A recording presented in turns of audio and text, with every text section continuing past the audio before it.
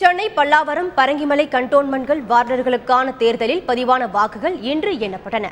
6 வார்டுகளில் அதிமுக வேட்பாளர்களும் 1 வார்டில் திமுக வேட்பாளரும் வெற்றி பெற்றுள்ளனர்.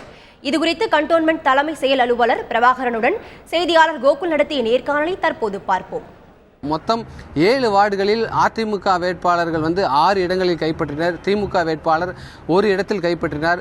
தற்பொழுது கண்டோன்மென்ட் தலைமை செயல் அதிகாரி இருக்கார். அவரிடம் இந்த தேர்தல் முடிவுகள் அதிகாரப்பூர்வமாக அறிவிக்கப்பட்டன என்பது குறித்து நேரடியாக கேட்கலாம். சார், இப்போ தேர்தல் முடிவுகள் அதிகாரப்பூர்வமாக அறிவிக்கப்பட்டன. அடுத்ததாக துணைத் தலைவர் தேர்தல் எப்பொழுது நடத்தப்படும்? துணைத் தலைவர் தேர்தல் என்பது இப்பொழுது தேர்ந்தெடுக்கப்பட்டிருக்கிற உறுப்பினர்கள் பதவியேற்ற பின் நடைபெறும். அதாவது இப்போ துணைத் தேர்தல் முறைகள் என்ன சார்? அதே போன்று நியமன உறுப்பினர்கள் கண்டோன்மென்ட் தேர்தலை பொறுத்தளவு நியமன உறுப்பினர்கள் இருக்காங்களா? எத்தனை உறுப்பினர்கள் இருக்காங்க? அவர்கள் எப்படி தேர்வு செய்யப்படுவார்கள்? கண்டோன்மென்ட் கழகத்தை பொறுத்தவரை கண்டோன்மென்ட் கழகம் என்பது 14 உறுப்பினர்களை கொண்ட ஒரு கழகமாகும்.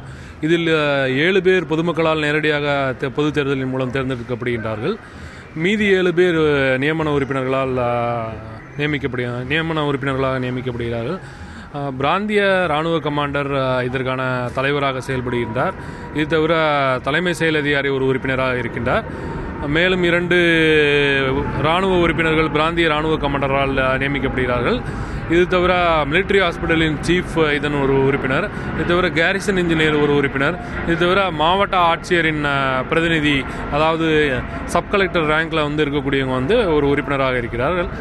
இவர்களை கொண்டு தான் இந்த கண்டோன்மென்ட் கழகம் செயல்படுகிறது. இது தவிர ஸ்பெஷல் இன்வைட்டீஸ் என்று சொல்லக்கூடிய லோக்கல் எம்எல்ஏ மற்றும் லோக்கல் எம்பி இவர்களும் கண்டோன்மென்ட் கழக கூட்டத்தில் ஒவ்வொரு முறையும் கலந்து கொள்ள அனுமதிக்கப்படுகிறார்கள். வாக்கு எண்ணிக்கை மையத்தை சுற்றிலும் பலத்த பாதுகாப்பு ஏற்பாடுகள் செய்யப்பட்டு சுமூகமாக எந்தவித ஒரு அசம்பாவித சம்பவங்களும் நடைபெறாமல் வாக்கு எண்ணிக்கை அமைதியாக நடந்து முடிந்துள்ளது.